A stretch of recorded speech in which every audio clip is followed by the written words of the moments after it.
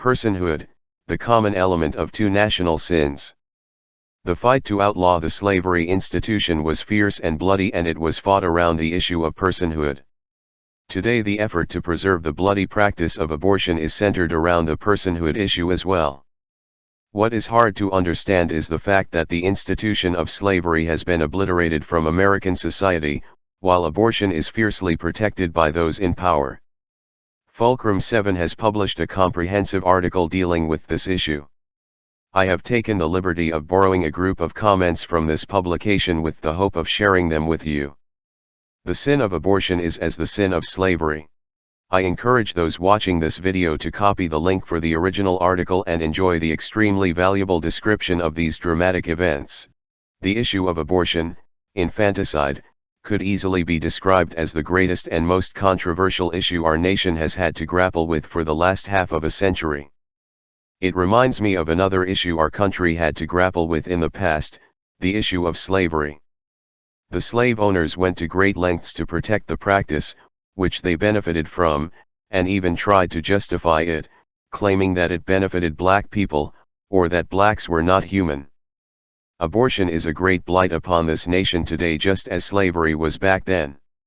In light of current circumstances, I believe that it is important for us to examine this important issue. Let us begin by talking about Dred Scott v. Sandford. You have probably heard about this case before. And what did it do, exactly? Essentially, the Supreme Court ruled that slaves were not really people and had no political rights. However, this historical Supreme Court case reminds me of another, more recent Supreme Court case, Roe v. Wade. Both essentially focused on the word person. In the Dred Scott case, the Supreme Court ruled that blacks were property, not persons. In the Roe case, the Supreme Court ruled that unborn children are, well, not persons. Why so much debate over the word, person? The 14th Amendment to United States Constitution says that, nor shall any state deprive any person of life, liberty, or property, without due process of law. In Roe, however, the court ruled that the unborn do not count as persons, and therefore do not have the right to life. Biblically and scientifically, we know that a person is a person from the moment of conception. Age or any other factor has no bearing upon this truth. Just as God never gives us the right to own another person, He never gives us the right to murder anyone. Without the right to life, there are no other rights. Abortion is widely touted as a safe medical procedure. Safe for who? Certainly not safe for the child. The purpose of the procedure is murder.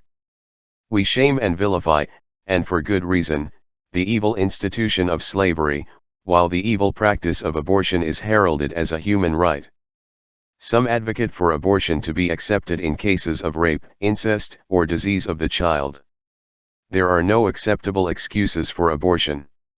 We must never compromise with wrong. We shrink in horror at the barbarous acts of Pharaoh and King Herod, who ordered the murder of the innocents. We should shrink in equal horror at the barbarity of abortion. Here is the link for the original article published by Fulcrum 7. Try to copy it in order to be able to read the entire document. For the last 5 decades, leading Adventists have defended the issue of abortion as an integral element of religious liberty. In the event the U.S. Supreme Court declares abortion as unconstitutional, will our leaders continue to defend this abhorrent practice? What do you think?